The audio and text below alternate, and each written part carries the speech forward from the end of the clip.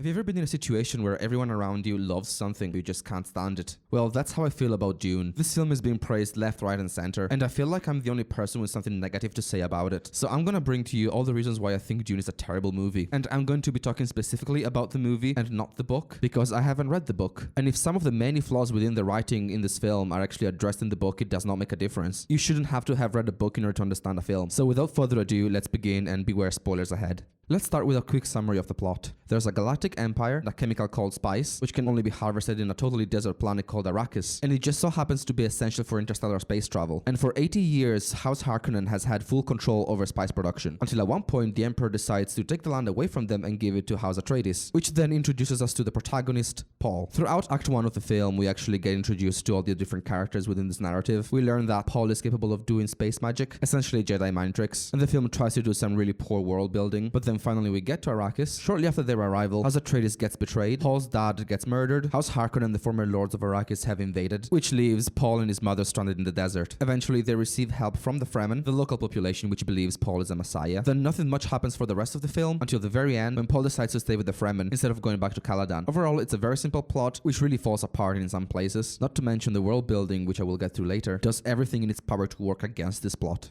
So let's start exploring some of the crucial flaws within this film. For example, the characters. Every character in this film is a one-dimensional cardboard cutout. Paul is completely blank. He has no character arc or progression whatsoever. He is exactly the same at the start of the film as he is in the end. At the start of the film, he has no flaws or merits, and towards the end of the film, he still has no flaws or merits. Paul only reacts to everything that happens around him. He doesn't have to sacrifice anything. He doesn't have to achieve anything. We learn very little of what his motivations are, as well as his relationship with the other characters. There's a lot of moments that are clearly designed to have an emotional impact, such as, for example, when Duncan Idaho dies sacrificing himself, which fall completely flat because we haven't really seen Duncan and Paul together. Lord Harkonnen is just the bad guy in this film. He has no redeeming qualities. His only character is just being evil, and the only reason he's evil is because the plot needs an antagonist. Paul's dad's character is probably the most fleshed out within the film. He's very obviously set up to be the good guy who prefers diplomacy over strength, but it dies at the end of Act 2, which doesn't have any emotional impact because we haven't had time to get attached to this character. There's a bunch of other characters that come up and die pretty quickly after you've seen them, so again, their death is pretty meaningless. But overall, even if you ignore everyone else and just focus on Paul, he's just a weak character. And I don't mean weak in a physical sense. By comparison, if you've ever seen the film Brimstone, Liz's character is a perfect example of an actually strong character. Throughout the film, you really get a sense of how strong the character is and her willingness to survive and not give in, and everything she's willing to do for her family. That creates an actually strong character. Paul is just a blank slate with nothing going for him. He has about as much personality as a board with a nail on it. And as a result, I don't care about what happens to this character because I haven't even grown to like him in the first place.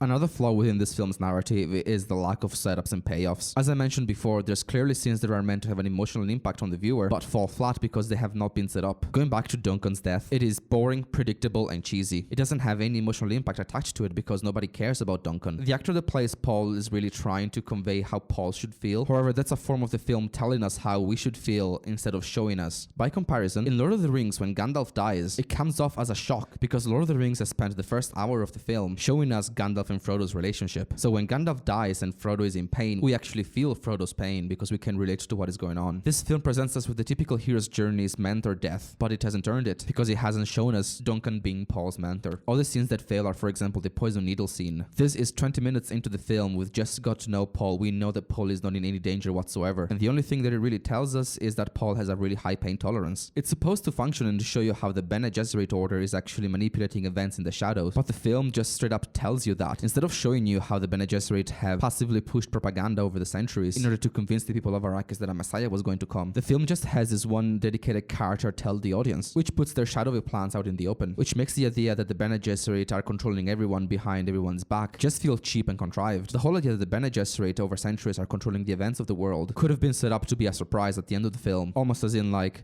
oh, it was all they're doing, because what they're doing is extremely obvious and everyone can see it from a mile away. It really doesn't sell the idea that they're trying to give. The whole plot is extremely contrived, and honestly, all of the conflict that you see is very forced. I will elaborate on that later. But moving on, The catalyst for everything that happens in the film is the Emperor giving Arrakis to House Atreides. This move does not make any sense. It's implied that the Emperor is jealous of House Atreides and that he fears them because they're becoming too powerful, and that the Emperor is a paranoid and jealous man. However, this film hasn't given us a single reason as to why the Emperor couldn't just take all of his armies and all of the power that he should have and just go to Caladan and kill them right there and then. I mean, it's not like the Emperor has to keep up appearances. It's not like the Emperor can't do certain things and his power is limited. We don't know what power the Emperor has or does not have. Roman emperors couldn't just murder everyone they wanted willy-nilly. They had to have support of the Senate and the army. They had to keep up appearances with the people, otherwise they would have been seen as tyrannical. This film has done nothing to explain how this society works, how much power the Emperor has or does not have. If the Emperor just wanted House Atreides gone, why did he have to go through all the trouble of making the Harkonnen leave Arrakis and then giving Arrakis to Atreides? Better yet, if spice is the most important asset in this universe and whoever controls Arrakis controls the spice, why hasn't the Emperor decided to take control of Arrakis for himself? At the start of the film, you see the Harkonnen leave Arrakis for a royal decree. What power does the Emperor actually have? Yes, he has control over the Sardaukar, but that seems to be it. House Atreides will do as the Emperor command, and this film hasn't given me a single reason as to why the Emperor didn't just summon House Atreides to go to his place and murder them there. These are important questions that need answering, and they need to be answered before the plot kicks off. Otherwise, the plot just starts to not make sense and things start to happen because they have to happen.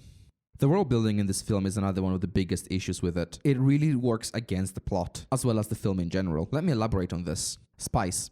Spice is the MacGuffin of this universe. Everything revolves around using this chemical. It is only found in the planet Arrakis, and interstellar space travel is impossible without it. So how did the Galactic Empire discover Arrakis in the first place without spice? Clearly there must be a way for starships in this universe to travel across different solar systems without spice. The film states that it makes navigator find safe paths between the stars, and it clearly states that without spice, interstellar space travel is impossible. However, the film then tells us that the first people who came to Arrakis tried to make it into an Earth-like planet, meaning spice was only discovered after Arrakis was found, leading me to questions: how did they find Arrakis in the first place, considering that it's obviously in a different solar system and spice hadn't yet been discovered? My point being that spice being as the center of this whole universe makes no sense, which leads me towards my next point, which is Arrakis as a planet makes no sense. In the film, it's shown and described as being a completely desert planet. That means no oceans, no natural bodies of water of any kind, no trees, and yet there's breathable air. Well, you should know that on Earth, the vast majority of the oxygen is actually produced by plankton in the ocean, meaning that a planet without any ocean is not suitable for human life. I mean, Avatar had better world building than this. It's clear that in Pandora the atmosphere is toxic towards humans, so they have to use machines to breathe. But in this film, absolutely no effort was made into describing a realistic planet in which humans can survive and breathe the air. And that, in a film that has the courage to call itself science fiction, is just pathetic. It actually would have been a lot more interesting if in order to survive the outside conditions, they'd have to wear a fully protective suit. But you can clearly see that Paul can breathe just fine outside. They have suits that protect them from the heat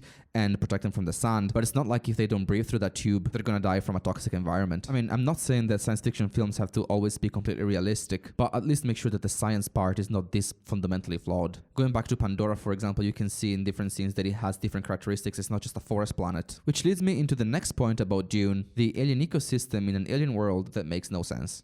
In this whole film, you only see two alien animals, the big giant worms and a space mouse. It's pretty clear in the film that the giant worms are the apex predator of that landscape. However, there is no prey for them to eat. Whilst watching the film, I was left wondering, what the hell do these worms eat? The first time we see one of these worms, it swallows an entire spice refinery. So do they get their nutrition by digesting metals? In that case, why would they bother hunting people? This scene where Paul and his mother are escaping from the giant sandworm just really made me laugh. I mean, you're talking about a worm the size of 3 school buses put together. The amount of energy that animal is just spent trying to chase Paul and his mother is far greater than the amount of energy he would have gotten by eating them. Have a look at this experiment on big cats.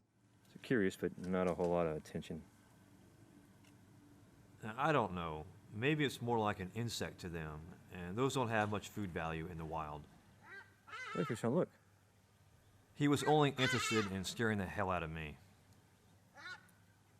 Oh, no. Whilst domestic cats retain the instinct to chase small prey, which makes them attracted to small moving objects such as a laser pointer, big cats don't care. That's because in the real world, animals consume energy, and it doesn't make sense for a big animal to consume energy for a small prey, which leads me to believe the giant worms that can digest machines shouldn't give a shit about people. The film could have easily created some other giant space animal that would have been the fundamental prey of the space worm, but it doesn't do any of that. Overall, I feel like the giant worms are just in the film so that the one guy could surf on one. Which leads me to my next point, the Fremen. At the start of the film, they show us how harvesting collecting spice is dangerous because of attacks from the Fremen, the native people of this land. However, why are the Fremen attacking in the first place? This guy makes it pretty clear in this scene that the Fremen don't really care about people getting spice. After all, this is an entire desert planet. Surely there is enough spice for everyone. It's not like they have any reason to fight over it. This guy makes it clear that what the Fremen wants is to be left alone in the desert. Sure, you could argue that at the start of the film, the Fremen are attacking the Harkonnen, but the original conflict between the Fremen and the Harkonnen doesn't make sense, because later on in the film, this guy has this extremely cringy and stupid line. What wealth can you offer beyond the water in your flesh?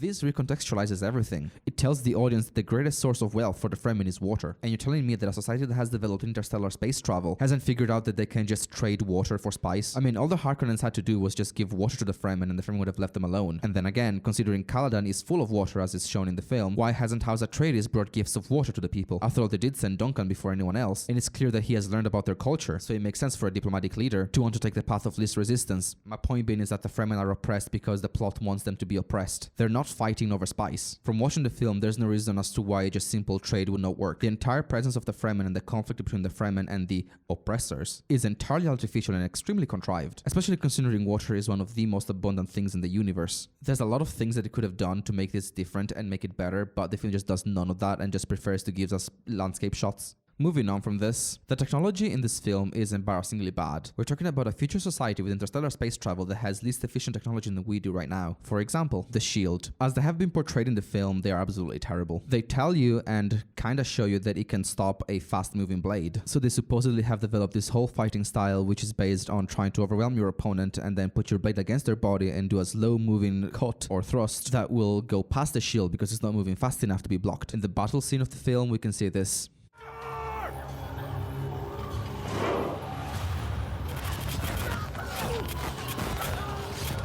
Looks pretty clear to me that they're striking at the people and cutting them, which means the shield is honestly not that effective. And even if it was effective and it was only stopping hard blows, how come this interstellar space travel and civilization doesn't understand to wear protective armor underneath the shield? All you would need to do is wear a simple Akiton or Gambazon underneath your normal shield and then you'll be safe from everything. Moreover, take a look at this moment here.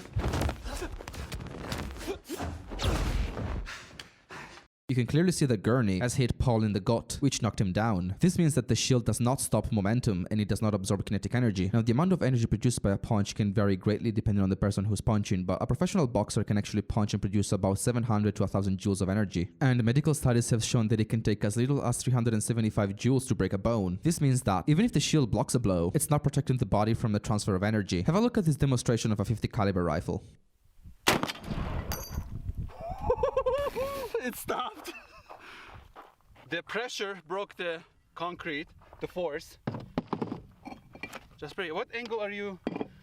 Oh yeah, concrete. I don't know. Like, what kind of energy would you have absorbed? It would have broken your bones in your chest, but the bullet wouldn't have gone through. I don't think. Let's see. Now, a 50 caliber round, depending on where it's fired from, can produce up to 20,000 joules of energy. And now we have machine guns that can fire 50 caliber rounds. This means that this film has just showed me an army of the future from a society that can travel through different star systems that would actually be shredded to pieces by the US Army. Moreover, the film does not make any effort into explaining as to why they're not using bullets and guns against each other. Also, the film clearly shows us that they have access to laser weapons, and it doesn't make an effort into explaining why they can't use lasers against each other. Yes, it's explained in the book, but it's not in the film. You'd expect a society that has developed this kind of shield and technology would have also developed a weapon that can go past it, something even stronger than our 50 caliber rifle, something that will just give so much kinetic energy to the target that it would just turn their organs to mush, or even develop some sort of EMP to disable the shield, or better yet, develop chemical or biological weapons to do the dirty work. Honestly, they make it pretty clear that the shield is an important part of this society, and they really try to hammer it down, and they could have done so much better with this. Now, it seems to me that people are praising this film to no hand because of how beautiful it looks. And don't get me wrong, this film looks fantastic. The shots are beautiful, the cinematography is fantastic, there's no flaws in there. However, judging the quality of a film based on how pretty it looks is like judging the quality of a video game based on how good the graphics are. Or as people say, judging a book by its cover. Doesn't matter how beautiful the cinematography is, how gorgeous the landscape looks, this film has blatant writing issues, and no amount of beautiful landscape shots is gonna make this any different. The visuals in this film are the surface. Once you go beneath the surface, you realize that there's really not much to it. It's like a cake with beautiful icing on the outside but lack of flavor on the inside.